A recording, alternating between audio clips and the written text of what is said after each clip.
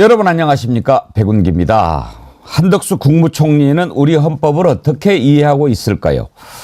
반란숙의 윤석열의 비상계엄 선포는 헌법과 법률의 기본적인 상식만 있어도 위헌적이고 불법적이라는 사실이 명백합니다. 그런 자를 국회가 국민의 명령을 받들어서 탄핵했고 이제 헌법재판소가 심리를 해야 하는데 그걸 방해하는 이유가 무엇입니까? 이미 한덕수 총리는 내란 가담 혐의에서 자유롭지 않습니다. 우리 헌법 89조에는 대통령이 계엄을 선포할 때 반드시 국무회의의 심의를 거치도록 규정하고 있습니다. 한덕수 총리도 국무회의가 제대로 열리지 않은 사실을 인정했습니다.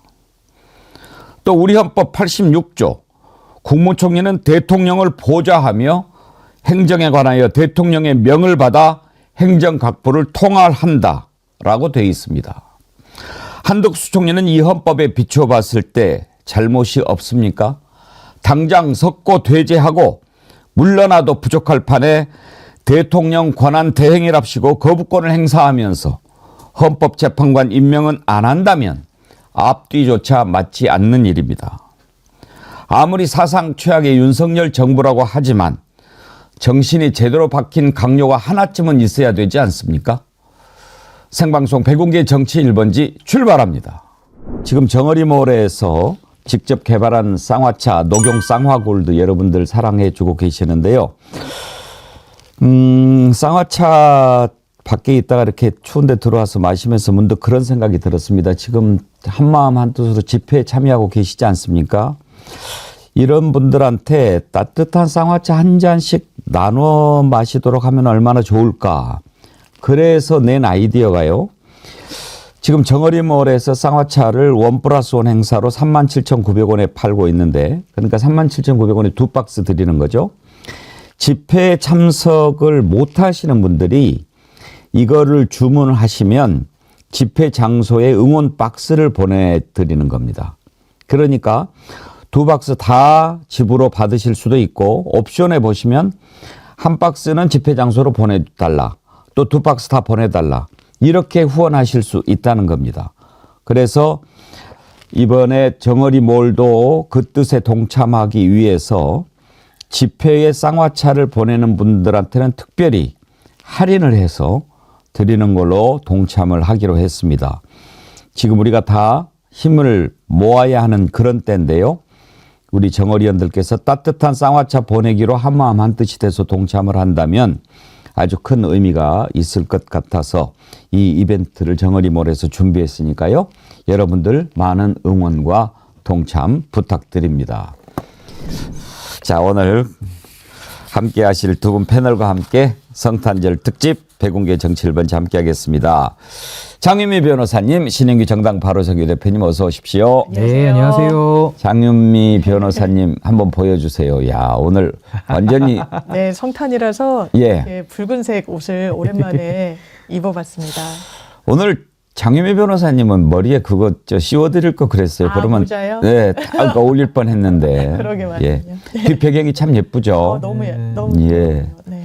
아주 아름답습니다. 이렇게 참 기쁜 크리스마스인데 내년 크리스마스는 더 기쁘겠죠?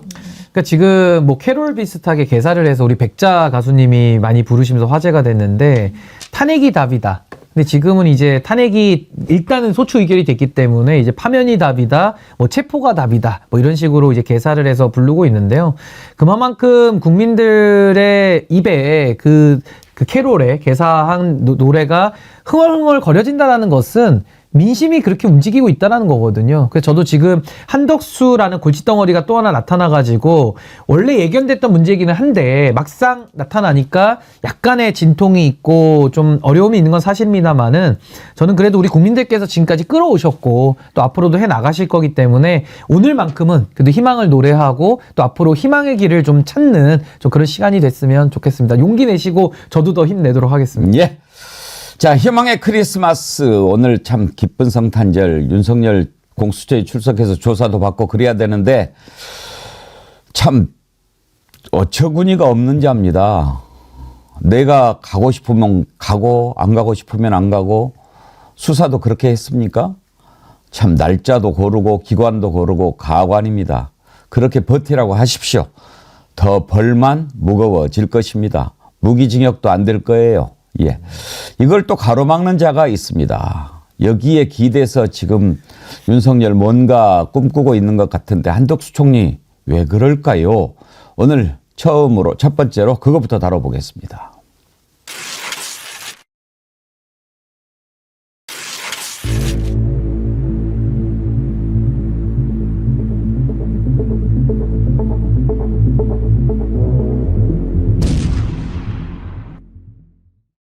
회의록이 있습니까? 회의록은 없습니다. 회의록 없는 국무회의가 국무회의입니까? 네, 절차적 하자, 실질적 하자가 있습니다. 법적인 국무회의가 이루어졌습니까? 이루어지지 못했다고 생각합니다. 회의 자체가 없었다고 생각합니다. 총리, 이번 개헌 국무회의 부서했습니까? 안 했습니다.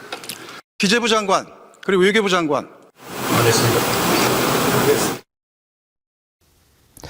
자, 국회에서 다 사실이 드러나고 있습니다. 장유미 변호사님, 네. 비상계엄 선포할 때는 반드시 국무회의 심의를 거치도록 우리 헌법이 규정하고 있죠. 헌법에 그렇게 돼 있고 개헌법에 그렇게 돼 있고 심지어 전두환 씨도 했던 거고요. 예. 근데 그걸 윤석열 씨는 안 한 겁니다. 그리고 지금 국무위원들이 나와서 자백하는 거예요. 이거는 절차적으로 위헌 위법했다라고. 지금 오늘 신문에도 헌법재판소가 이 부분부터 들여다보겠다는 겁니다. 너무 명징하니까요. 계엄이 불법인지에 대해서는 실체적 하자와 절차적으로 문제가 있었는지 두 트랙을 보게 되는데 이미 절차를 하나도 지키지 않은 거예요. 헌법 81조에 국법상 행위는 문서로서 하게 되거든요. 개헌법에 개헌은 뭐 당연하고요. 하지 않았다는 겁니다. 부서하도록 돼 있습니다. 국무위원 누구도 하지 않았습니다. 이거보다 더 명징한 증거가 어디 있습니까? 그런데 뭉개고 시간 끌고 여야 합의 운운하는 건 그건 거짓입니다. 그거는 비겁한 거예요. 그건 정답이 아니에요. 여야 합의를 내세워서 국민을 고통스럽게 하는 겁니다. 정확하게 결단하지 않으면 국민들이 용납하지 않을 겁니다. 신인규 대표님, 양심이 있다면 국무총리를 그때 하고 있었다고 한다면 절대로 이래서는 안 된다. 나 그만두겠다. 바지가랑이를 잡고 늘어져도 부족했을 판인데 지금 이런 식으로 된 마당에 만약에 권한대행을 해야 된다면 저 같으면 나는 그 자리에 있을 자격이 없습니다. 그렇게 물러나야 맞는 것 아닙니까? 그러니까 사실상 이 내란에 대해서 친위 쿠데타에 대해서 미리 알았으면 미리 막았어야 되는 거고요. 또 몰랐다라고 하면 현장에서라도 바지끄랭이를 내려서라도 막았어야 되는 것이고 거기까지도 못했다라고 하면은 저기 국회에 나와가지고 국무위원들이 본인의 잘못들을 지금 자백을 하고 있는데 그럼 한덕수 권한대행은 지금처럼 편파적으로 국정 운영하시면 더더욱 안 되는 겁니다. 그래서 저는 뭐 하고 있기 때문에 한덕수 권한대행은 양심이 없는 인간이다라는 게 이미 그의 행동을 통해서 입증이 됐다라는 생각이 들고요. 저는 이게 이제 비상계엄이라는 대통령의 헌법상 권한을 가지고 친위 쿠데타가 일어난 사건입니다. 정확하게 본질 규정을 해야 되고요. 장유미 변호사님 말씀해 주신 내용의 하자와 절차의 하자가 다 있습니다. 근데 더 제가 지적하고 싶은 건 뭐냐면은 내용과 절차의 하자를 따지기 전에 비상계엄이라는 권한이 가지는 이제 헌법에서는 내재적 한계라고 하는데요. 그러니까 비상계엄이라는 것이 할 수 있는 권한의 테두리가 있는 겁니다. 근데 지금 이 사안은 테두리조차도 들어오지를 못한 계엄이에요. 왜? 친위 쿠데타를 했고요. 제일 중요한 게 뭐냐면 국회를 장악했거든요. 국회를 장악하고 국회를 물리력으로 봉쇄하면서 야당과 언론 지도자들을 체포 내지는 이제 사살 얘기까지 지금 나오고 있거든요. 이런 상황에서 이건 친위 쿠데타로 규정을 해야 되기 때문에 말씀하신 내용의 하자나 절차 하자까지 가기도 전에 이미 파면인 겁니다. 이미 게임이 끝난 거예요. 그래서 그런 부분이 있고 뭐 내재적 한계를 제가 널리 양해해서 인정한다 하더라도 당연히 계엄을 선포할 내용상에도 문제가 있고 지금 더군다나 절차에 대한 하자가 명징하게 나오고 있기 때문에 저는 오히려 헌법재판소 입장에서는 윤석열에 대한 파면에 대한 선고가 더 빨라질 수밖에 없고 판결문, 결정문 쓰기가 매우 쉬운 사건이 돼버렸다. 게다가 윤석열이가 지금 서류 송달도 안 하고 뭉개고 있잖아요. 그렇다면 더더욱 속도가 빨라질 수밖에 없어서 아까 앵커님 말씀하신 대로 윤석열이가 지금 맞아야 될 값을, 맥값을 하늘까지 지금 쌓고 있는 거 아닌가라는 생각이 듭니다. 그만둬도 진작 그만뒀어야 될 한덕수 총리입니다. 그런데 글쎄요, 마지막으로 이제 소임이라고 생각하고 권한 대행을 하고 있다면 지금 국민이 어떻게 해야 된다라고 생각하는지 거기에는 맞춰야 될 것 아닙니까? 권한 대행으로서 해야 할 일이 있습니다. 현상 유지입니다. 그야말로 이제 대통령 탄핵 심판이 열리고 파면에 이르기까지 그 기간 동안 현상을 유지해야 하는 겁니다. 그러면 대통령 권한 대행으로서 해야 할 일, 해서는 안 될 일 이런 것들이 지금 우리 법에 이런 상황이 미리 어떻게 예상할 수 있었겠습니까? 정해져 있지 않다 하더라도 상식입니다. 그러면 대통령이 갖고 있는 여러 가지 권한 중에 사면권이라든지 거부권이라든지 정말 이 적극적인 권한, 이건 행사하기가 어렵다고 봐야 되겠죠.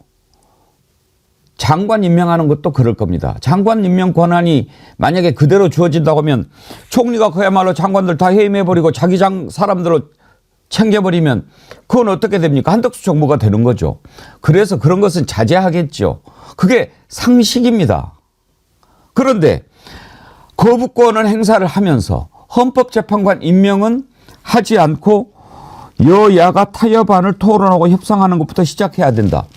거부권은 어떻습니까? 그건 했지 않습니까? 그래놓고 이렇게 이야기하는 것은 앞뒤가 안 맞는 것 아닙니까? 더군다나 헌법재판관 임명은 대통령 몫이 있고 국회 몫이 있습니다. 국회가 추천한 것, 이것은 대통령 몫이 아닙니다.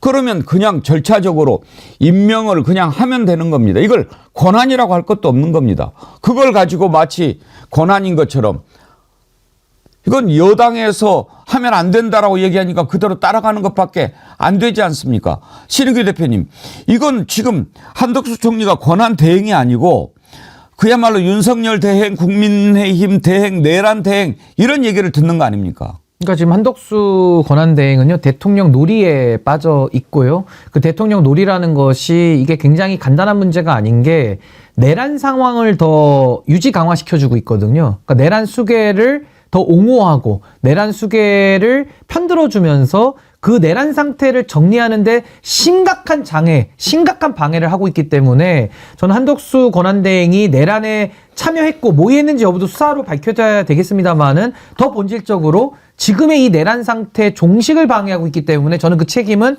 명확하게 물어야 된다는 생각이 들고요. 앵커님 말씀하신 대로 권한대행으로서 헌법재판소의 재판관, 국회 몫의 3명을 임명하는 것은요, 대통령 권한당, 대통령의 권한이 아니고 의무입니다. 의무로서 해야 되는 것인데 본인의 의무는 이행하지 않고 거부권이라고 하는 써서도 안 돼. 그러니까 대통령이 써서도 매우 제한적으로 예외적으로 써야 되는 그 적극적 권한 행사는 자기 소신이라면서 해버리거든요. 그러니까 자기 의무는 안 하고 자기가 해서는 안 되는 권한은 무리해서 가면서까지 지금 행사를 하고 있어요. 이게 모순이라는 거고, 더군다나 상설특검 같은 경우는 지체 없이 요청하도록 돼 있습니다. 법을 지켜야죠. 행정권이 법에 근거해서 법치행정을 하는 게 기본 중에 기본인데 한덕수 권한대행은 법에서 하라고 명령한 것조차도 따르지 않고 상설특검도 지금 뭉개고 있습니다. 그럼 윤석열이가 헌법재판소 서류 송달 안 받고 뭉개는 것과 한덕수가 국회에서 하라고 하고 법에서 정해져 있는 상설특검 요청, 임명 요청을 안 하는 거, 본질이 뭐가 다릅니까? 똑같이 내란을 하고 있는 겁니다. 그래서 저는 지금 이 한덕수의 논리, 양곡법을 거부하면서 헌법재판관을 임명하지 않겠다? 그러면서 또 내란 특검과 김건희 특검은 또 거부할 수 있다? 여야가 대화해라? 내란 공범이 할 말은 아니다. 내란 상태의 종식을 국민들은 원한다고 봅니다.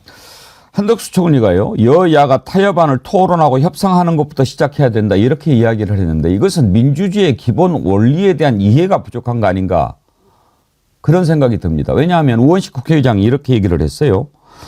두 사안 모두 국회의 논의와 결정 단계를 거쳐서 통과해서 정부로 넘어간 사안이다. 국회는 국회 일을 했다. 대통령과 정부가 자신의 일을 할 차례인데 이를 다시 이전 단계로 돌리자는 거 아니냐. 아니, 장윤미 변호사님, 국회가 법률안을 통과시켰지 않습니까? 근데 그걸 다시 여야가 협상을 해라. 맞습니다. 이건 도대체 헌법과 민주주의의 기본 원리를 이해하는 겁니까? 이거 완전 궤변이에요. 그러니까 의도가 있어 보이는 거죠. 이 부분 여야 협의로 법안이 통과되면 제일 좋은 상황이겠죠. 그런데 그게 되지 않을 때는 국회 표결 절차에 따라서 그게 보통의 통상은 뭐 제적은 과반 출석에 과반 찬성으로 그리고 그 요건이 엄격하면 뭐 제적의 뭐 과반 출석 3분의 2 요건으로 이게 다 법에 정해져 있는 거예요. 그래서 그 절차를 따라서 표결을 붙인 겁니다. 본인이 뭐라고 여야 합의 운운합니까? 이미 표결을 거쳐가지고 국회를 통과했는데요. 여야가 모든 법안에 어떻게 합의를 합니까? 그리고 이 법안은요, 더 이걸 시간을 끈다는 건 내란 특검은 본인이 피의자예요. 이걸 왜 거부합니까? 본인 수사를 맡겠다는 거예요? 뭐예요? 이게 이해충돌의 이 소지도 있고 대단히 부적절한데 여야 합의 운운한다? 이건 나이브한 걸 떠나서 전 국가 앞에 죄를 짓는 거라고 생각하고요. 김건희 특검 위헌적 요소가 있고 뭐 이 부분이 바로 잡혀지지 않았다? 아니요. 이거는 너무 명백합니다. 윤석열 씨가 본인 배우자를 보호하려고 수사하지 못하게 하려고 길을 쓰고 여러 차례 막았던 거예요. 다른 토 달 수 있습니까? 뭐가 위헌적이라는 겁니까? 대법원장 추천 민주당에서 못 받는다 그랬어요. 대법원장이 특검 후보를 추천한 전례가 있습니다. 그때 공소유지가 안 됐거든요. 제대로 안 됐고 또 법원으로 가잖아요. 나중에 대법원까지 갈 수 있는 거 아닙니까? 그런데 특검이 공소유지하는 걸 본인이 지정한 사람이 들고 온 사건을 들여다보는 거예요. 이게 맞습니까? 근데 그럼에도 불구하고 받았던 거예요. 이 부분을 어떻게든 협의하자고. 협의. 저 국민의힘이 이 국면에 정말 내란을 옹호하고 있고 가짜뉴스 때려잡겠다면서 장갑차가 없었고 소현정차가 왔었다고 이런 궤변을 늘어놓는 정당이 지금 합의할 생각이나 있습니까? 국민의힘이 합의에 나선 적은 있습니까? 내란 특검과 이 김건희 특검에 대해서요. 그러면서 마치 상황을 호도하면서 여야 합의 맞는 말이죠. 좋은 말인데요. 이거는 지금 상황을 가리는 겁니다. 거짓이에요. 아니 근데 저는 한덕수 권한대행한테 묻고 싶어요. 윤석열을 우리가 합의로 뽑았습니까? 아니 다수결로 해가지고 뽑은 거 아닙니까? 0.7% 차이로 이겼는데 혼자 독식한 거 아닙니까? 내란까지 온 거 아닙니까? 근데 저는요 참 어처구니가 없는 게요. 오늘자로 내란 발발 기준으로 21일째고요. 탄핵소추 의결된 지 11일째거든요. 윤석열이는 권한이 정지돼 있는데 나이든 윤석열이 또 하나 나타난 것 같아요. 한성열 같아요. 한성열. 아니 하는 짓은 똑같습니다. 윤석열하고 술만 뭐 먹는지 안 먹는지도 모르겠지만 주치 상태입니까? 아니 저는요 한덕수 총리의 뭐 모습만 하나 제가 딱 짚을게요. 그러니까 합의로 한다는 것도 말도 안 되는 거지. 민주주의 기본이 없지만은 본인이 양곡관리법 거부권 썼잖아요. 본인의 소신이라면서요. 그러면 소신으로 왜 윤석열의 내란은 막았습니까? 막지 못했습니까? 왜 그 소신을 가지고 헌법재판관 임명에 대해서는 입장 표명 왜 안 하는 겁니까? 그러면서 왜 합의를 운운하죠? 그러니까 저는 이 한덕수의 그러니까 한성열의 말이 이게 어폐가 있는 게 본인이 거부권을 쓰면서 헌법재판관 임명이라고 하는 본인의 의무는 안 하겠다라고 하니까 어떻게 권한만 쓰고 내 책임은 안 할 거야. 아니 이런 윤석열 스타일의 내로남불과 위선과 이기적이고 궤변론자가 어디 있습니까? 근데 윤석열이를 날리고 났더니 또 다른 윤석열이가 등장하면서 아주 국민들 지금 복창 터지거든요. 그래서 저는 뭐 민주당이 정무적인 고려하는 거 저는 이해는 하고요. 뭐 권한 대행까지 탄핵한다라는 게 얼마나 국정 운영에 있어서 부담이 되는 일입니까? 전 이해는 하는데요. 내일까지 박찬대 원내대표가 시한 줬습니다. 저는 내일까지 기다리고 안 하면 저는 바로 탄핵에 들어가서 한덕수는요 그냥 깜빵에 쳐 넣어야 될 것 같습니다. 제가 볼 때는. 앞뒤조차 맞지 않는 일입니다. 왜 그러면 거부권을 행사했습니까? 그런데 지금 헌법재판관 임명은 여야가 합의를 해서 가져와라? 어디다 대고? 우원식 국회의장의 얘기를 들어보시죠. 대통령 권한대행이 그 중심에 있다는 사실이 매우 유감스럽습니다. 한덕수 권한대행이 내란 특검 및 김건희 특검법 처리와 헌법재판관 임명 문제를 여야가 타협안을 토론하고 협상할 일로 규정 다시 논의 대상으로 삼자고 하는 것은 매우 잘못된 일입니다. 대통령이 거부권 행사로 해친 공공성을 입법 조치를 통해 확보하고자 특검 법안을 통과시킨 것입니다. 내란 특검법도 마찬가지입니다. 권력으로부터 독립된 수사를 통해 위헌적 비상계엄의 진상을 규명하고 책임을 묻자는 것이 국민의 요구가 아니라면 무엇이 국민의 요구입니까? 권한대행께서 두 특검법에 문제가 있다고 판단하신다면 다시 논의하자고 할 것이 아니라 제2요구권을 행사해 정식으로 국회로 보내면 될 것입니다.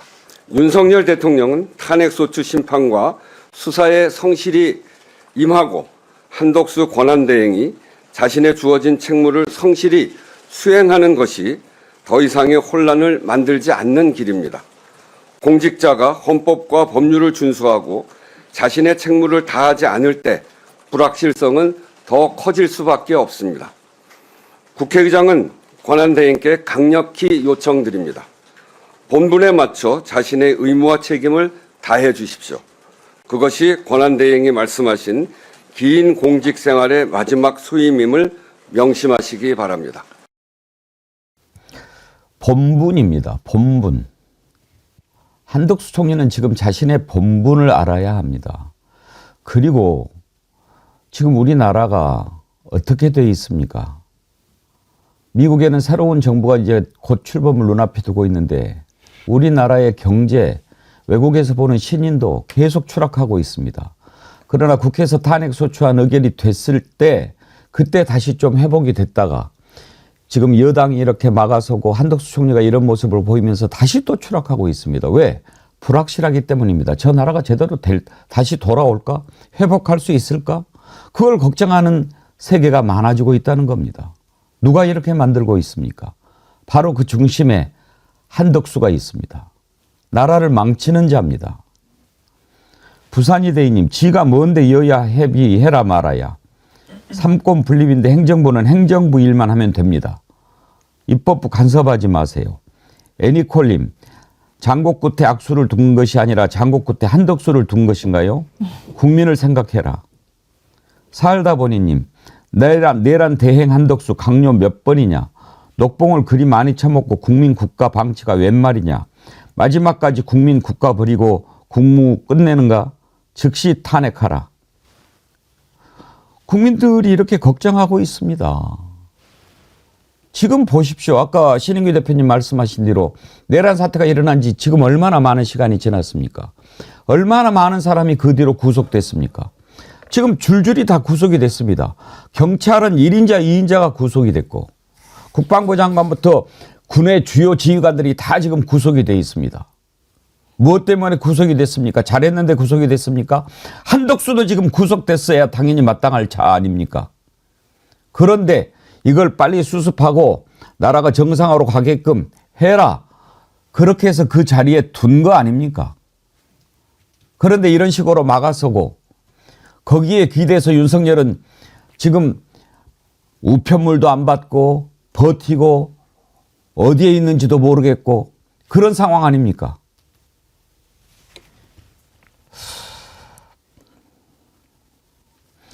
이제 민주당이 일단 헌법재판관 임명이 매우 시급하니까 내일 이제 임명하는 거 보고 결정하겠다고 하는데 장윤미 변호사님 이렇게까지 되고 지금 사실 보수 매체도 그 헌법재판관은 임명하는 게 맞다라고 하지 않습니까?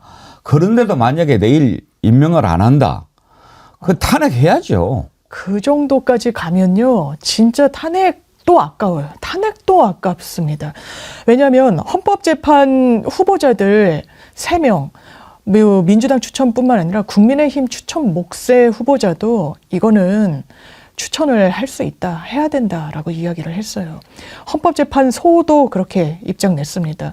왜냐하면 아까 말씀 주신 대로 대통령이 직접 임명권을 행사하면 그런 어떤 적극적인 권한을 대행이 행사하는 부분에 대해서는 논란의 여지가 있는데 이건 국회 추천 몫으로 법정돼 있는 걸 마침표만 찍는 거예요. 이거는 현상 유지에 딱 부합합니다. 그걸 못한다고 버틴다는 것 자체가 말이 안 되는 거예요. 오늘은 대법원에서도 이건 해야 된다라고 입장을 냈어요. 이 민주당 백혜련 의원이 질의했을 때 그거는 당연히 할 수 있는 거라고 이야기를 했습니다. 근데 혼자 아니라고 하는 거 무슨 의도가 있습니까? 그러니까 박지원 의원이 이야기하는 거잖아요. 친분이 있어서 저어했지만 그 부인 되는 분이 김건희 여사랑 같이 미술계 인사라서 굉장히 붙어있고 친하고 무속에 빠져있고 그게 아니라고 정정당당하게 설명할 수 있습니까? 지금 국민들이 이해가 안 된다는 거예요. 한덕수 권한대행. 지금 대통령 권한대행이에요. 윤석열 씨의 권한대행이 아닙니다. 근데 마치 수호자처럼 윤석열 개인의 엄호자처럼 행동하고 있어요. 이거 역사에 죄를 짓는 거예요. 빨리 이건 임명해야 됩니다. 내란죄를 뭉개고 12월 3일에 있었어요. 지금 22일째입니다. 한 달 가까이 되는 기간 동안 뭘 했습니까? 수사 방해하겠다는 소리예요. 한덕수 권한대행 그러지 마십시오. 국민들이 지켜보고 있습니다. 저는 이 한덕수도 그렇고 권성동 원내대표도 그렇고요.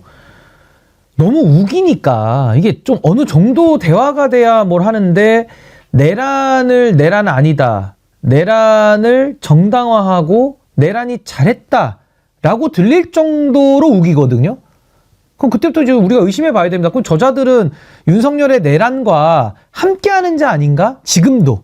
전 그렇게 내란 공범으로 이제는 저는 간주해야 된다고 봅니다. 왜냐하면 한덕수 권한대행이 미치는 악영향과 권성동 원내대표가 미치는 악영향이 지금 너무 심각한 거예요. 내란입니다. 근데 내란에 대해서 이상한 입장을 궤변을 통해 가지고 국민들을 선전선동하니까 이 미치는 해악이 너무 크다. 그리고 저는 한덕수 권한대행도 마찬가지입니다. 우리가 한덕수를 뽑았습니까? 한덕수 권한대행은요, 지나가던 할아버지예요. 지나가던 아저씨 일이었습니다. 노무현 정부에서 국무총리까지 지냈고 MB 정부에서 주미대사까지 지냈고 무역협회장까지 하신 분이에요. 윤석열이가 소환했습니다. 임명장 줬습니다. 그게 다거든요. 근데 이제 권한대행 하면서 대통령 놀이에 빠져가지고 자기가 마치 선출된 대통령이 윤석열이가 한덕수처럼 굴다가 파면당했는데 지금 그 길을 따라가고 있다라는 것이고요. 내란 이후에 군과 경찰 동원됐던 모든 조직의 수장의 책임자들 다 구속됐습니다. 유일하게 지금 구속이 안 된 쪽이 정부 쪽이거든요. 내각 그리고 국무회의를 했던 이 국무위원들 여기 2인자가 한덕수예요. 제가 봤을 때 구속이 된다 그러면 한덕수가 1순위입니다. 근데 지금 내란 공범에서 구속이 돼야 될 1순위인 한덕수가 이 국정 파탄에 지금 앞장서면서 내란을 연장시키겠다? 이건 인간이 할 수 있는 일이 아니고요. 저는 당장에 한덕수에게는 저는 가장 강력한 조치를 요구해야 된다고 봅니다. 이해가 안 가는 것도 아닙니다. 지금 한번 보십시오. 한덕수 이렇게 하고 있죠. 그리고 권성동 국민의힘 대표 권한대행 어떻습니까? 그리고 국회에서 계엄 선포는 통칭이다. 말도 안 되는 소리를 짓거린 윤상현 어떻습니까? 이번에 또 비대위원장을 맡은 권영세 의원 어떻습니까? 지금 이렇게 무리가 있습니다. 기대할 것이 없는 무리들입니다. 그중에 건건이 막아서고 말도 안 되는 궤변을 늘어놓는 윤상현 의원. 김상욱 의원이 국회 앞에서 추위에 떨면서 1인 시위를 하고 있을 때 그때 다가가지고 뭐 그렇게 중진이랍시고 하는 얘기가. 그런데 왜 이자가 이렇게 합니까? 다 자기들이 저지른 일이 있기 때문에 그런 겁니다. 저는요, 이런 것들이 다 까발려졌을 때 국회에서 가장 먼저 누가 그 선에 설까? 윤상현 의원이 아닐까 생각합니다. 일단 김영선 의원과 관련해서 윤상현한테 내가 또 전화해서 이런 녹취도 지금 나오고 또 심지어 명태균한테 얘기해가지고 야 형수한테 얘기해가지고 나 좀 외교부 장관 좀 그랬다는 거 아닙니까? 다 나옵니다. 그 녹취 한번 들어보시죠. 그리고 윤상현 아까 내가 통화했는데 형님 내가 했지 내가 원내대표 나가 있어 그랬더니 자기가 무슨 외교통상부에 어떻고 13년이 됐고 무엇이 어떻고 막 떠들자. 내가 잘 모르겠고 그냥 원내대표 나가고 나갈랍니까 그랬더니 나가겠대. 그리고 뭐 자기가 막 떠들 상태. 그래서 나 그건 모르겠고 제발 좀 술 좀 먹지 말고 가리 가서 만나 있어. 그러니까 알았다 시킨 대로 할게거든. 예? 그 뭡니까 그 신문에 상태 안 좋은 것들 그 이상한 것들 예, 그런 것들하고 술 먹고 앉아갖고 내가 그랬어야지. 알았다 카대 내보고 형수한테 이야기 좀 잘해주라 카대. 안 그래도 일단 4시에 만나러 가야 그랬더니 니만 믿는다 했어. 알았어 내가. 그것도 막 급해가 막 외교통상부에 내가 몇 개 이력을 막 얘기해.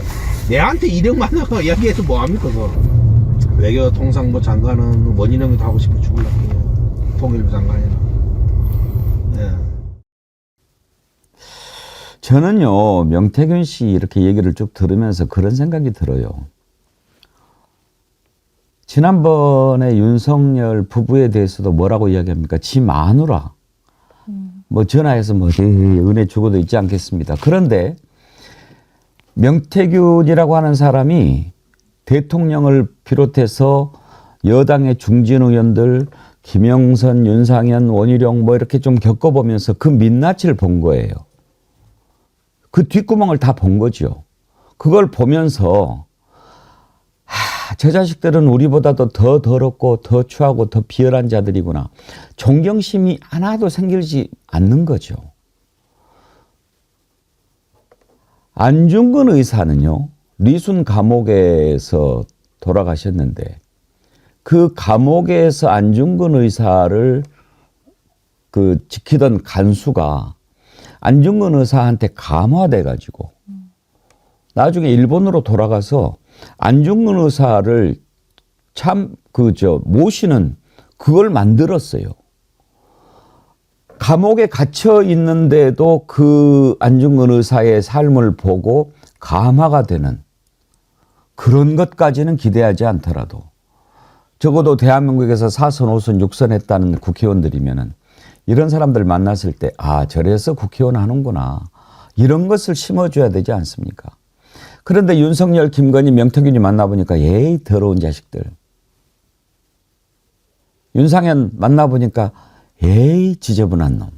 이런 생각 든 거 아니겠습니까? 장윤미 변호사님. 저는 정치를 해서는 안 된다고 생각하고요. 일단 권력에 굉장히 야합하면서 지금까지 선수를 늘려왔구나를 이번 이 국면에서 여실히 드러내주는 인물 중에 하나가 저는 윤상현 의원인 것 같습니다. 이 부분과 관련해서 어떻게 했습니까? 김재섭 의원한테 어차피 국민들 다 잊어. 내가 탄핵에 반대했었잖아. 나 무소속 나와서 당선되는 거 봐라. 이러면서 한마디로 굉장히 곤혹에 처하게 만들었죠. 그러면서 궤변을 늘어놓습니다. 통치행위라고요. 아니요. 대한민국 민주주의, 대한민국의 헌법은 이런 위헌 위법적인 계엄을 통치행위라고 판단한 적 없습니다. 고도의 통치 행위는 사법 자제가 발동해야 된다라는 논리가 있지만 그것도 최근에는 많이 어느 지도자라도 어느 정치인이라도 사법의 단죄에서 벗어날 수 없다라는 게 기본 인식이에요. 그러면서 또 어떻게 합니까? 자기 자리에 줄은 댑니다. 명태균 같은 사람한테요. 명태균 뭐라 그럽니까? 대통령 부부를 갖고 놀아요. 지 마누라 앞에서 꼼짝도 못하대. 뭐가 뭔지도 모르는 인간이야. 뭐 인선을 이렇게 한다고 하니까 알아듣지도 못한다라고 희롱하고 조롱합니다. 대통령을요. 그런데 김건희 여사한테 줄이 닿으니까 나 외교부 장관 좀 할게. 13년 대단히 구체적이에요. 아마 외교통상이 이런 활동을 본인이 어필했던 것 같습니다. 누구한테? 명태균한테. 본인 자유롭습니까? 안 자유롭습니까? 그러면서 이 판국의 트랙터 시위 관련해서 몽둥이가 답이라고 하더라고요. 아니요. 되돌려드리겠습니다. 당신한테 필요한 게 몽둥이인 것 같습니다. 가장 사악하고 간악한 정치꾼입니다. 신인규 대표님. 근데 저는 윤상현이가 위험한 게 아니고요. 윤상현 같은 뒤에서 이미지 관리하면서 또 권력을 연장시키려고 획책하는 자들이 저는 더 위험하다고 봅니다. 그러니까 윤상현 같은 자는 이제 더 이상 평가가 필요 없을 만큼 이제 국민들께서는 다 아세요. 근데 저런 윤상현 같은 자들 뒤에 숨어가지고 한 번 또 해먹으려는 자들이 있는데 그게 이제 이준석 의원 같은 자입니다. 그게 뭐냐? 제가 이 얘기를 왜 드리냐면 명태균이 지금 김영선 의원하고의 통화 내용을 우리가 지금 들은 거거든요. 그 안에 이제 윤상현에 대한 지저분한 게 다 들어가 있는 건데 명태균이 이준석하고 카톡하고 전화하면서는 저런 얘기를 안 했을까요? 저런 인간인데? 근데 아직까지도 방송 나와가지고 이준석 의원이 명태균은 뭐 괜찮은 사람이라는 식으로 관계에 대해서 부정을 안 해요. 그러면 윤상현이라는 사람 공관위원장을 이준석이가 당대표 때 공관위원장 시켰거든요. 그럼 제가 드리고 싶은 말씀은 뭐냐면은 명태균이나 윤상현이나 이준석이나 다 한 패거리란 말이다. 한 패거리. 근데 패거리들이 정치를 망가뜨려왔고 이 지경까지 만들어 놨는데 명태균은 구속돼 있고요. 이제 윤상현은 더 이상 정치 못합니다. 이런 상황에서 지금도 언론들이 이준석 의원 마케팅에 열을 올리면서 결국에는 또 이준석 가지고 또 한번 해먹으려고 하는 거예요. 그렇게 되면 어떻게 되느냐? 윤상현 같은 사람, 명태균 같은 사람, 저 음지에 있는 곰팡이 같은 저런 부류의 인간들이 더 음습하게 더 활동하는 겁니다. 그래서 저는 이 문제가 간단하지 않기 때문에 이거 그냥 윤상현만 욕하고 끝낼 일이 아니고요. 이 실체, 이 본질, 이 곰팡이들이 어디로 타고 들어와서 어디를 망가뜨리는지 전 이것까지도 우리가 좀 더 종합적으로 입체적으로 봐야 될 것이다. 전 그 말씀 꼭 드리고 싶습니다. 저는 다 드러날 거라고 믿습니다. 지금 감춰져 있던 것들이 다 드러나지 않습니까? 윤상현 의원 김영선 공천할 때 공관위원장을 했지요. 나 뭐 전화 받은 적 없어. 그런데 윤석열, 내가 윤상현한테 다시 또 전화해서라고 얘기하지 않았습니까? 가정하기는 둘 다 똑같습니다. 윤석열은 또 뭐라고 이야기했습니까? 나는 공관위원장이 그때 정진석인 줄 알았어요. 그리고 그 얘기도 했죠. 고3 때처럼 자기가 바빴다는 식으로. 바쁜데 그 짓을 합니까? 그렇게 바쁘다는 인간이? 그렇게 말했던 윤상현이 나 장관 원한 적 없어라고 하면서 또 뭐라고 얘기했는지 아십니까? 한번 들어보시죠. 저는 외교부 장관 원한 적이 없어요. 사실. 응? 2022년 3월 그거는 제가 외교부 장관 원한 적이 한 번도 없어요.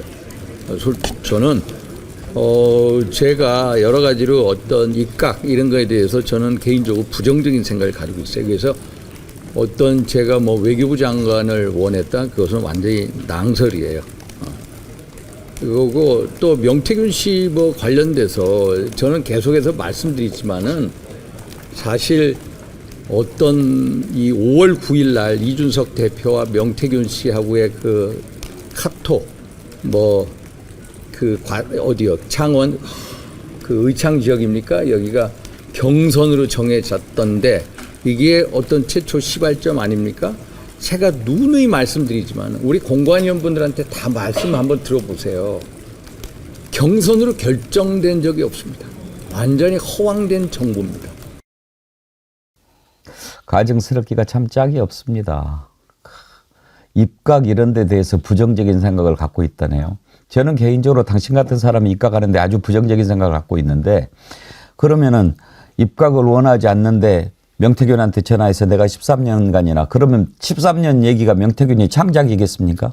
아니 그러면 당당하면 김건희 특검 해서 다 핸드폰 까고 다 수사에 협조하면 될 일 아닙니까? 근데 또 저자들이 또 김건희 특검 나오면 또 다 숨어버려요. 또 수사 방해하고.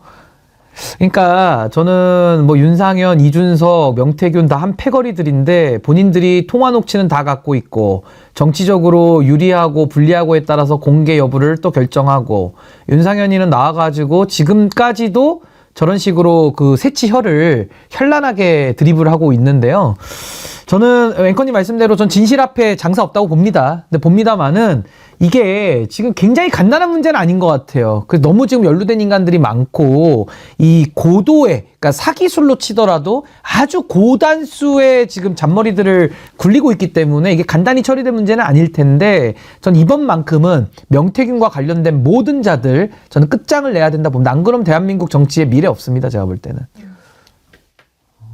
한 몸이니까 그러는 거예요. 같이 죽는다고 생각하니까요. 그렇게 위법하고 위헌적인 일을 했는데도 국회에서 아주 거품을 울면서 얘기한 것 여러분 기억나지 않습니까? 그게 대통령이 잘못한 거 하나도 없다는 얘기예요. 이걸 말이라고 떠들어댑니까? 들어보시겠습니까? 그러면 1997년 대법원 판례를 보면은 비상계엄은 고도의 정치행위 통치행위로 보고 있습니다. 알고 계십니까? 그런 의견도 있는 것으로 알고 있습니다. 2010년도 대법원 판례에 의하면은 고도의 정치행위에 대해서는 대통령의 권한을 존중하면서 사법심사를 자제한다. 자제하는 선에서 위헌성을 심판해라. 이게 대법원 판례입니다. 알고 계십니까? 그런 결정은 알고 있습니다. 제가 이런 말씀을 드리는 이유는 정치적인 판단하고 법률적인 판단은 다르다는 겁니다. 그래서 법무부가 법률적인 판단을 검토한 것을 제게 보내주십시오. 대통령의 명예에 의해서 군대가 국회에 총을 들고 들어왔습니다. 예. 그거를 통치행위로 얘기한다는 것이 말이 됩니까? 같은 국회의원으로서. 아니 우리 의장님께서도 일단 대법원 판례 공부해 주십시오. 근데요, 장미 변호사님, 지금 대법원 판례 운운하는데 네. 지금 저것도 사실을 비튼 거 맞아요. 아닙니까? 그러니까 진짜 나쁜 사람이죠. 사람이에요. 정치를 해서도 안 되고 자기 이해관계를 위해서 아주 정치적 셈법만으로 여기까지 왔다라는 게 여실히 드러나는 거예요. 2010년도에 아마 대북송금 특검으로 촉발된 그 판례를 이야기하는 것 같은데요. 윤여준 전 장관이 이야기하더라고요. 같은 상황이냐고요. 그때 북한과 관련해서 어쨌든 좀 끌어내기 위해서 김대중 전 대통령 이거 사법 자제가 필요하다고 대법원이 결단을 내린 부분이죠. 그런데 그 밑에 통일부 장관 그리고 박지원 전 의원 다 처벌받았습니다. 그런 부분과 관련해서 그리고 그때의 지향은 어쨌든 한반도의 평화를 구축해보기 위해서 근데 북한은 정상국가가 아니고 어떤 이러저러한 정치적인 이런 수단을 강구했던 것이라서 사법부가 여기에 대해서까지 김대중 전 대통령 사법단죄를 하는 게 이게 맞느냐라는 이런 고민이 있었던 거예요. 국회를 총칼로 유린하고 군합발로 짓밟고 유리창을 깨고 들어오고 총뿌리를 겨누는 거 같이 이야기하는 거 거짓입니다. 이거는 정말 사람이 특히 정치인이라면 할 수 없는 말이에요. 국민들을 속이는 겁니다. 그러니까 국민의힘이 내란 동조라는 이야기 하는 거예요. 일부에서 이런 위헌 정당 없애야 된다라고 이야기를 한다는 겁니다. 의총할 때 투표장 들어가기 전에 이거 위헌 정당으로 우리 당 없어질 수도 있다라고 막 압박했다는 거 아닙니까? 원내 지도부가요. 그런 두려움이 있는 거죠. 상식을 가진 사람이라면 당연히 그래야 됩니다. 그런데 지금도 함구하고 있고 말하지 못하고 윤석열 대통령 어떻게 시간을 끄는데 그냥 침묵하고 보수 일간지에서도 사과 한마디 없는 게 이해가 되지 않는다라고 하더라고요. 그 무거운 책임감을 느낀다? 이 정도에서 멈춰버린 거예요. 이런 정당을 우리가 국민의 대표자로 계속 놔둬야 됩니까? 선택해야 됩니까? 이건 대단히 나쁜 정치라고 있다. 국민은 안중에도 없고 오로지 자기 자리 보존, 오로지 자기 배지, 의회 입성 이런 사람들은 정치인이라고 불릴 자격이 없습니다. 아니 저는 저 윤상현의 말을 들으면서 어떤 생각이 드냐면요. 진짜 악마가 있다면 아마 저런 형상하고 있을 것 같아요. 제가 볼 때는. 제가 악마를 뭐 본 적은 없지만은 있다면 저 윤상현 같은 형상을 하고 나타날 것 같다라는 제가 생각이 들 정도로 제가 뭐 사람에 대해 가지고 뭐 이놈 저놈 하는 것도 조심해야 될 표현이지만은 그보다 더 심각한 뭐 악마 운운하는 것도 저도 참 어처구니가 없는데요. 5.18 때 그 많은 분들이 피를 흘렸고 군에 의해서 국민에게 총뿌리를 겨눠가지고 발포를 하고 아직도 그 유족들이 한이 맺혀 있습니다. 이번에도 실패한 내란입니다마는 국민들이 막았기에 실패했지 안 막았으면 저 내란은 성공을 했겠죠. 친위 쿠데타입니다. 그럼 붙잡힌 사람들 또 고문당하고 죽임을 당했겠죠. 근데 거기에 대해서 통치행위로 정당화된다? 그러면 윤상현 저자는 광주 5.18 운동도 통치행위네요? 그럼 전두환이를 왜 사용합니까? 풀어줘야죠. 훈장 줘야죠. 그 논리 연관성이 그렇게 가는 겁니다. 사람을 그렇게 국가 권력을 동원해서 수천 명을 다 죽였는데 그 유족들까지 하면 수만 명인데 그 통치행위라면서요. 그 전두환 사이라서 그따위 발언하는 겁니까? 내란 DNA가 피 속에 흘러요? 내란 DNA가? 근데 어떻게 저런 자가 국회의원이냔 말이죠. 그리고 지금도 윤석열, 뭐 전두환과 윤석열 다른 인격체입니다만은 하는 짓은 똑같았거든요. 같은 살인행위고 같은 내란행위입니다. 근데 거기에 대해 가지고 대통령이니까 통치행위라서 괜찮다면서 말 같지도 않은 판례들을 갖고 와가지고 아전인수격으로 저런 식의 발언을 공적으로 한다? 국회의장이요. 저 점잖으신 우원식 의장이 얼마나 심각하면 저렇게 분노에 차서 말리겠습니까? 저 인간이 아니죠. 사람 새끼가 아닙니다. 제가 볼 때는. 저도 김용현을 보았을 때 악마가 생겼다면 저렇게 생겼을 거야 그런 생각을 했는데 신은규 대표님 윤상현 얼굴을 보면서 하양연기님 역겹고 구차하다. 정말 보면 좀 토 나올 것 같지 않습니까? 저걸 정말 보고 있으니까 소름이 다 끼칩니다. 저런 사람들이 국회의원을 하고 있다고 하고 있으니 정말 부끄러운 일 아닙니까? 어떤 일이 일어났습니까? 총칼을 들고 군대가 국회를 침탈하지 않았습니까? 그걸 자기가 몸담고 있는 국민의 대표기관이 국회에 들어왔는데 그걸 자기가 나서서 정당화한다? 이거는 아주 악한 겁니다. 악한 겁니다. 그거 외에는 다른 설명이 필요가 없습니다. 지금 새로운 사실들이 계속 드러나고 있는데 또 하나 놀라운 게요. 계엄 해제를 의결을 했는데 그 해제 의결한 그 뒤에 군 병력이 국회의장 공관에 와 있다는 사실이 CCTV 화면을 통해서 드러났습니다. 그 화면 혹시 볼 수 있습니까? 예. 국회의장 공관 주변에 있어요. 그런데 왜 그러면은 계엄이 해제가 됐는데 국회의장 공관에 부대 병력이 있느냐? 말이 안 되지 않습니까? 그런데 국회의장이 물어보니까 뭐 지켜주려고 그랬다는 거예요. 관련된 녹취를 한번 들어보시죠.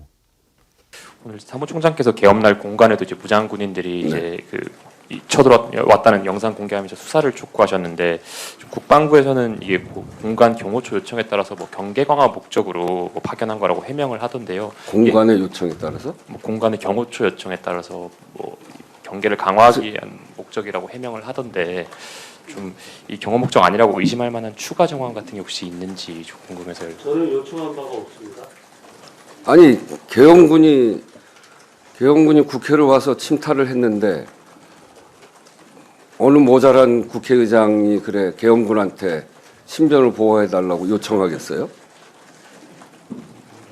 앞뒤가 안 맞는 그런 답을 내놓는군요. 말이 안 되죠, 지금. 그런데 정말 이해가 안 되는 게 해제를 의결했는데 그 뒤에 군 병력이 국회의장 공간에 와 있었다. 그 주변에. 왜 그랬을까요? 2차 계엄을 준비한 거죠. 그건 뭐 묻지도 따지지도 않고 확실한 거 아닙니까? 아니 계엄이 해제됐으면은 그 즉시 대통령은 이제 계엄 해제를 공포하면서 군은 제자리로 돌아가는 겁니다. 근데 이게 그렇게 될 수가 없는 게요. 이미 친위 쿠데타로 기획이 되고 설정이 돼서 한 거기 때문에 2차 계엄, 그러니까 2차 불법 계엄을 도모하기 위해서 국회의장 앞에 가서 국회의장의 신병부터 확보하려고 했던 거 아닌가. 그거 왜 어떤 해석이 가능합니까? 2차 계엄을 준비했다라고 하는 정황도 계속 나오죠, 장유미 변호사님. 맞습니다. 왜냐하면 지금 뭐 노상원 씨 수첩에 보면 그런 정황들이 막 계속 나오는 거예요. 사살이라는 글자가 나오고요. NLL 도발했다라고 해서 이걸 장기 국면으로 어쨌든 끌고 가려고 했고, 지금 제2 수사단이라고 해서도 지금 리스트 아마 저는 조만간 그 리스트가 공개되지 않을까 싶은데 잡아들여가지고 감금하고 수거라는 표현을 썼더라고요. 저는 정말 어이가 없습니다. 오늘 이종찬 광복회장이 윤석열 대통령 아버지 돌아가실 때 유언을 들었다라고 이야기를 하면서 우리 아들이 애가 좀 잘 상황을 모르고 좀 고집이 대단히 세고 남의 말을 잘 안 들으니까 정말 바로잡아줄 사람이 이종찬 그 회장밖에 없다라고 신신당부를 했다라고. 돌아가시면서? 네, 그 돌아가시기 직전에 본인을 만났을 때, 마지막으로 만났을 때 그런 이야기를 했다라는 거예요. 그분이 또 밝힌 내용 중에 하나는요, 이겁니다. 완전히 돌았구나라고 생각했다는 거예요. 윤석열이 돌았구나. 그래서 윤석열의 대단히 가까운 지인을 불러다가 식사를 하면서 돌았냐고, 이거 워딩입니다. 돌았냐고 물었다는 거예요. 그랬더니 회장님, 지금 저랑 회장님처럼 윤석열은 생각하고 있지 않습니다. 그리고 부정선거에 대해서는 확신범이에요. 부정선거가 있었다고 매우 강력하게 믿었다라고. 아주 가까운 지인이란 사람이, 아버지란 사람이 50년 동안 아들처럼 지켜봐서 본인 아들보다 더 참담하다고 이야기를 하더라고요. 그러면서 동네 기념관장을 정말 이런 사람 하면 안 된다라고 보내고 했을 때 해외 나가서 전자결제를 해버리더라는 거예요, 밤에. 그래서 노인네가 주책 떤다고 생각하는구나, 이 자가. 이젠 내 말도 듣지 않는구나 라고 했다는데, 이게 지금 윤석열 씨의 사고 구조예요. 너무너무 위험합니다. 이 계엄 때문에요, 4조 원이 우리 주식시장에서 빠져나갔어요. 지금 완전히 안정화되지 않았습니다. 1,450원 환율이 돌파했어요. 이 유동성에 불을 끼얹고 있는 게 지금 한덕수 권한대행이에요. 더 이 사태를 악화시키는 건 윤석열 당사자죠. 뭐라고 이야기를 합니까? 지금 정치적 소란을 피우고 있어요. 안 나가겠다. 탄핵부터 하라. 형사 절차에는 못 나가겠다는 거예요.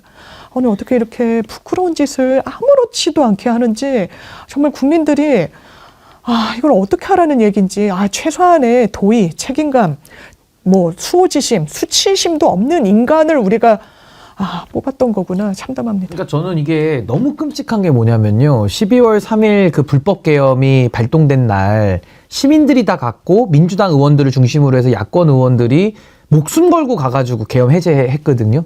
군하고 이제 싸운 거죠. 사실상 무기도 없이.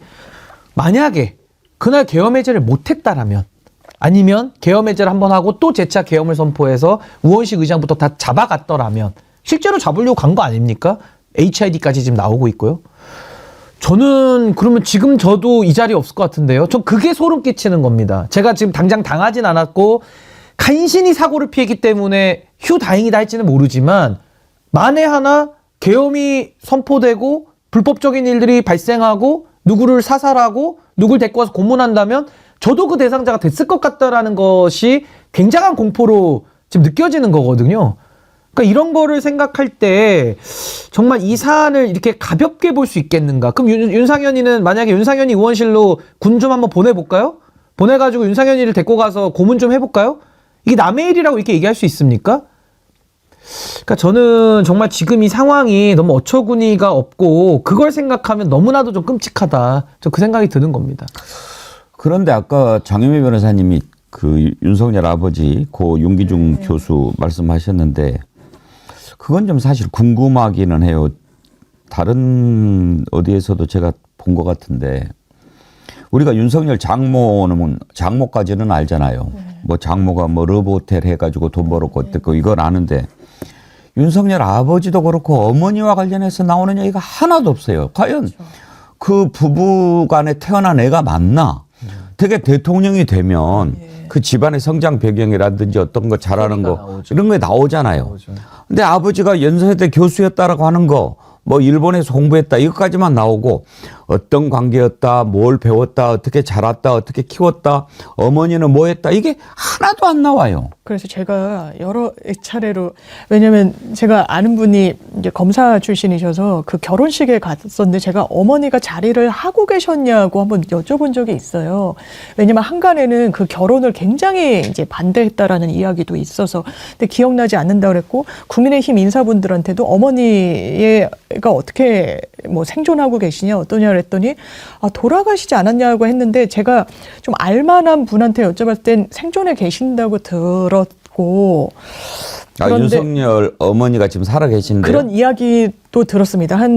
제가 봤을 때는 믿을 만한 그런 근거 계시긴 계신가 보죠. 라고 들었어요. 그런데 아마 김건희 씨를 대단히 좀 마땅치 않게 여겼다라는 이야기들은 계속 좀 있었고요. 그래서 뭐 결혼식에 자리를 했니 안 했니도 뭐 이제 풍문은 있었는데 아마 지금 이 국면에 이게 어떻게 될지 그러니까 왜 가족은 되게 잘 알잖아요. 이 사람에 대해서. 지금도 저는 국민의힘 인사들이 너무 비겁하다는 생각이 드는 게 우린 알았다라는 이야기를 하는 거예요. 뭐 이준석 씨부터 사고 칠 줄 알았다. 같이 뭐 수행했던 사람들도 진짜 가까이서 만나봤더니 제정신 아니더라. 이렇게 다 뒤에서 얘기합니다. 근데 그런 사람을 대통령을 어쨌든 만들려고 막 동분서주 했던 거 아닙니까? 가족이라고 안 그랬을까라는 생각이 이 국면에선 드는 거죠. 그런데 김건희 씨는 이걸 이용했던 거죠. 자기의 어떤 입지로 자기가 마치 대통령이 됐냐. 너무 용서할 수가 없습니다. 그러니까 장유미 변호사님 전 너무 정확한 부분 지적해 주셨다고 보는 게 다 알았거든요. 알고 팔았거든요. 근데 이제 와서는 꼴 좋다. 내 그럴 줄 알았다. 이따위 소리를 하고 있어요. 이게 사람이냐는 거예요, 저는. 반성과 성찰을 모르는데 그걸 인간 취급해줘야 됩니까? 사람이 아닌데 어떻게 정치를 하죠? 기본적인 부끄러움을 모르는데 이 부분을 전 지적하지 않을 수가 없는 거고요. 저는 뭐 윤석열의 가족관계 뭐 다 좋은데 저는 그냥 핵심은 이거라고 봅니다. 집에 강도가 들어왔는데요. 강도한테 좋은 말로 타일러 가지고 협상을 해가지고 칼 놓고 나가라고 할 수 있습니까? 강도가 들어왔는데요, 집 앞에. 아니, 원튼 안 원튼 우리 집에 강도가 칼 들고 들어왔어요. 지금 협박하고 있는데, 아니, 강도 아저씨 대화 좀 합시다. 칼 놓고 좀 나가주세요. 좋은 말로 경고할 테니까 나가주세요. 나가지냐는 겁니다. 근데 지금 윤석열이는 내란 수괴입니다. 군을 동원해서 국민한테 총칼을 겨눈 자고 발포까지만 안 했다고 해서 그럼 봐줘야 됩니까? 뭐 단전 단수 안 했고 평일에 했으니까 봐줘야 됩니까? 군을 동원해서 국회를 무력화시킨 내란의 본질은 똑같은데요? 그래서 저는 지금이 내란 진행 중이기 때문에 강도에 대해서 우리가 말로, 좋은 말로 타일러서 내보낼 수 없듯이 지금의 이 내란 상황은 국민의 이름으로 진압을 해야 된다. 전 내란이 진압될 때까지는 국민들이 불안해서 저는 밤잠 못 이루실 거라고 봅니다. 진압을 해야 됩니다. 어떻게 보면 윤석열 부모님도 진작에 윤석열을 사람 새끼로 안 봤을 수도 있는 거죠. 매일 새롭게님. 그러고 보니까 취임식에 어머니는 안 보였네요. 이은주님, 윤석열 엄마는 윤석열이 김건희와 결혼한 후로는 완전 절연했다는 말도 있습니다. 산소 박사 1962년생, 어머니는 김건희와 결혼 후 따로 산다고 함. 김건희가 들어와서 그 집을 파탄 냈는지도 모르겠습니다만은. 아무튼 궁금해요. 윤석열 아버지 얘기 돌아가셨을 때 근데 도대체 삶에 관해서 나오질 않으니까. 윤석열이 형제도 없나요? 아니, 여동생이 있어요. 여동생이라도 좀 어떻게 얘기를 좀 해주면 좋겠는데 지금 뭐 전혀 알려진 게 없으니까요, 지금. 되게 보면 그 대통령 가족들 문제가 많이 생기고 그러잖아요. 이렇게 마누라부터 처가 쪽 온통 문제가 생긴 세상에 어느 역대 정부에서 우리가 대통령 장모 이름을 다 합니까? 그러니까요. 아, 이것도 너무 심한 범죄를 저지른 거예요. 어떻게 통장 잔고를 위조해가지고 대출을 땡기고서는 그거를 또 막 법원에 내고, 어머, 이건 상상하기 어려운 일이에요. 그러면서 김건희 씨는 마치 막 기자 손금을 봐주면서 아주 저열한 말을 막 내뱉고, 명품백을 받아도 이런 걸 왜 가져왔냐라고 하면서 마다하지 않고, 이거를 저희가 참아야 됩니까? 이걸 수사도 못 한다는 게 이게 말이 됩니까? 말도 되지 않죠. 정말 이걸 어떻게 거부한다라고. 국민의힘은 정말 탄핵 국면에서 이거를 저지시키려고 들어왔다가 탄핵할 땐 빠졌던 거 아닙니까? 국민들이 역사가 똑똑히 기억할 겁니다. 그러니까 저는요, 주가 조작도 그 자체가 범죄이기 때문에 처단해야 되는데, 주가 조작을 조작이 아니라고 덮어주는 검찰이 저는 더 나쁘다, 비난 가능성이 높다라고 보거든요. 마찬가지로 내란 속의 윤석열은 내란의 죄값을 받아야 되지만은 이 내란 속의 윤석열을 대통령 만드는데 미리 알았다라면서 지금 꼴 좋다라고 얘기하거나 이 상황에 대해 가지고 본인들의 책임은 없는 양 행동하면서 차기 대선 운운하는 사람들 있잖아요. 전 이 자들이 훨씬 더 비난 가능성이 높다고 봅니다. 이 사태를 알았거든요. 그 못 막은 거에 대해 가지고 본인들이 최소한의 부끄러움, 염치, 그리고 국민들의 고통에 대한 동정, 그리고 같은 공감, 이걸 표현하기는커녕 이때가 기회다 싶어가지고 자기들이 권력 해먹다고 나오는데요. 정말 사람답지 못한 짓입니다, 제가 볼 때는. 아무리 너를 호적해서 판다, 의를 끊는다, 절연한다라고 해도 부모 마음은 똑같습니다. 지금 윤석열의 저런 모습을 보고 어머니 마음이 어떠실까요? 형제가는 다릅니다. 이우리님은 좀 내용을 아시는가 봐요. 윤석열 여동생이 부모를 모셨는데 어머니는 지금도 딸이 모시고 있답니다. 여동생은 어디 대학 의대 교수랍니다. 그러셨는데 그 여동생은 부끄러워서 어디 내가 오빠가 윤석열이라고 얘기는 하고 다니겠습니까? 부끄럽죠. 그런데 어머니는 가슴이 찢어질 겁니다. 내가 정말 잘못 키워서. 그리고 평생 검사를 했고 말이죠. 법치 이자의 말을 주댕이를 믿고 싶지 않지만 이런 큰 대역죄를 저지르고도 반성하는 기미가 보이지 않습니다. 어떻게 조사를 하라고 하는데 안 나오는 것도 떠나서 내가 가고 싶을 때 가면 되는 거 아니야, 이따위 태도를 보입니까? 아까 악마 얘기 많이 했는데 요즘에 화면에서 나 석동현 변호사 보는 것도 마음이 매우 불편합니다. 어쩌면 꼭 친구라고 하는 게 또 꼭 저 모양인지 말이죠. 빈정거리면서 말이죠. 원래 오늘 출석하라고 하지 않았습니까? 공수처에서. 근데 아직 여건이 안 됐다는 거예요. 조사받는 놈이 무슨 여건을 고릅니까? 석동현 변호사 얘기 한번 잠깐 들어보시죠. 괴롭지만. 내일 출석하시기는 어렵지 않나 그렇게 보고 있습니다. 아직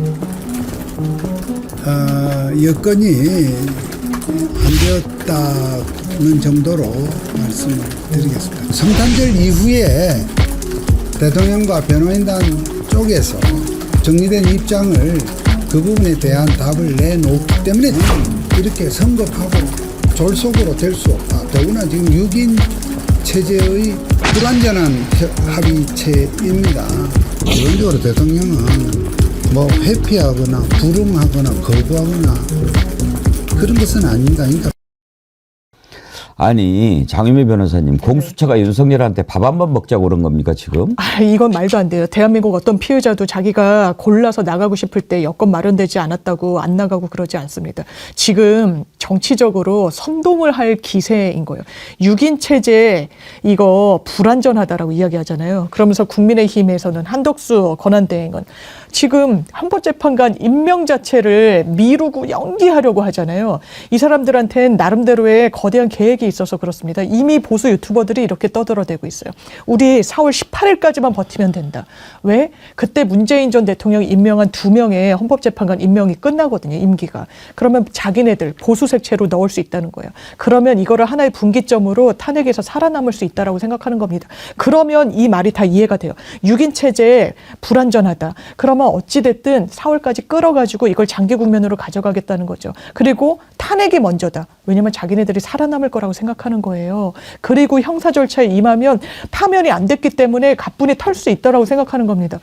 아니요. 국민들이 그렇게 두지 않을 겁니다. 대한민국 사법부가 그렇게 두지 않을 거예요. 아니 근데 저는 저 장면을 보면서 좀 어처구니가 없는 게 저기 가서 석동현이 뭐 윤석열 변호인입니까? 아무 자격도 없는데 그냥 제가 볼 때 미치광이 1 정도로 보이는데 왜 미치광이의 말을 왜 받아 적고 있습니까? 저 타자 두드리는 소리가 많이 들리던데 저 말을 왜 받아 적고 왜 보도를 합니까? 저게 보도 가치가 있습니까? 저는 일단 기자들의 문제를 좀 제기하지 않을 수가 없을 것 같고요. 또 하나는 그나마 다행인 거는요. 헌법재판소가 윤석열의 의도를 읽고 이미 발송송달을 중심으로 해가지고 그래 안 받아? 안 받으면 우리는 그냥 진행한다 해서 진행하고 있어요. 그래서 저는 윤석열에 대한 탄핵 심판은 헌법재판이고 징계재판의 일환이기 때문에 저는 빠르게 전 헌법재판소가 헌법을 수호하는 역할을 할 것이다. 다 미쳐 돌아가도 누구 한 기관은 정신 차리고 있어야 되지 않겠습니까? 전 헌법재판소가 그 역할 국민을 대신해서 해주면 헌법재판소의 위상도도 올라가겠지만은 다 미쳤을 때 한 명 정도는 좀 정신 좀 차려야 된다. 저 그렇게 봅니다. 근데 변호인단이 아직 선임이 안 돼서 그렇다. 그런 얘기도 한 것 같은데 변호사 선임을 미루고 있는 것 같습니까? 아니면 변호사를 못 구하는 것 같습니까? 아니 그건요 둘 다 맞을 수도 있어요. 변호사 선임을 일부러 안 할 수도 있고 또 구하려면 없을 거예요. 머리에 IQ 정상 박힌 사람이 지금 이거 별로 어떻게 합니까? 근데 그럴 때를 대비해서 우리가 국선 변호인 제도 다 운용하고 있거든요. 그러니까 윤석열이라는 자도 인간 취급하기는 어렵지만 그래도 인간이라고 치고 그러면 이제 사람으로서도 기본권이 있으니까 당연히 방어권이 있죠. 거기에 대해서는 변호인대 가지고는 국가가 뭐 국선 변호 제도도 있고 하니까 이용하면 될 것 같고 변호사 선임을 이유로 사법 절차 진행을 막는다? 그건 대한민국 법치 내에서는 불가능한 얘기고요. 과거 윤석열 수사검사가 지금 윤석열 같은 내란수계 대통령을 보면 어떻게 처리했을까? 그 수많은 사람이 윤석열 검사의 칼끝에 다 수사 받아왔거든요. 수술 받아왔거든요. 그걸 좀 기억했으면 좋겠습니다. 장유미 변호사님, JTBC가 취재했는데 윤석열이 어떤 변호사한테 수임료로 7억 원을 제시했는데 거절당했다라고 하는데 7억이면은 큰 거죠? 큰 돈이고요. 제가 성공보수로 대단히 많은 액수를 받았을 때 막 거의 억 단위로 받는 그런 경우들도 봤는데 그건 뭐 대단히 사업 막 이렇게 관련해가지고 정말 의뢰인한테도 이제 금전적인 이득이 컸을 때 이런 부분이라서 그러니까 사람들이 그러니까 약간 변호사들이 제가 아는 변호사들 뭐 농담으로 뭐 5억 주면 할 수 있어 뭐 이러는데 할 수 있는 변호사 찾기 어려울 겁니다. 제가 박근혜 전 대통령 때도 이 사건 수임 제가 아는 변호사님이 또 거기 이제 들어가셔서 경과를 봤더니 되게 좀 난항을 겪더라고요. 김옥일 전 방통위원장도 법무법인 세종에 사표 냈잖아요. 이게 대형 로펌이 감당을 할 수가 없는 겁니다. 이거 모든 기업 클라이언트들이 다 떨어져 나가는 거예요. 아니 이게 그 로펌을 위험해하면서 그리고 본인 평판에는 좋을까요? 그러니까 의리로 하는 사람을 구해야 되고 또 워낙에 윤석열 대통령이 뭐 검사 출신 뭐 신뢰하는데 이거는 그렇게 접근할 사건도 아니라고 보여지지만 그렇게 또 하다 보니까 지금 제가 어제 본 MBC 보도에서는요 전화를 피하고 있다는 거예요. 전화 올까봐. 그리고 와도 안 하겠지만 올까봐 겁난다라고 가까운 사람들이 그 그러더라고요. 사람이 하면 되지 않을까요? 그냥 영원한 동반자 한동훈이 하면 안 될까요? 변호사 신고, 개업 신고 해가지고 그냥 한동훈이 해주죠 뭐. 그냥 변호사 자격이 있으니까. 예. 누가 하겠습니까? 정상적인 머리가 있다 그러면은 못하죠. 역사 앞에 같이 죄를 짓는 것이 되지 않겠습니까? 예. 아니 그러니까 한동훈한테 좀 잘하고 협박만 좀 드렸으면 이럴 때 한동훈이 한번 형님 한번 살려준다고 했을 수도 있을 텐데 뭐 자기 주변에 사람들이 다 떠난 데에는 이유가 있겠죠. 제가 볼 때는. 이런 상황에서 과연 윤석열에 대한 대응 또 민주당은 어떻게 대처할 것인지 이런 것 매우 궁금해서 오늘 2부에서는 이현주 최고위원 모셨습니다. 이현주 최고위원과의 2부 많이 기대해 주시고요. 비상계엄을 국민 여러분, 지금 국회로 와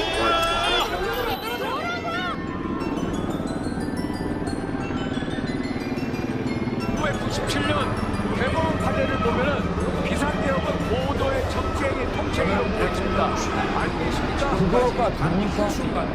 이게 친위 쿠데타입니다.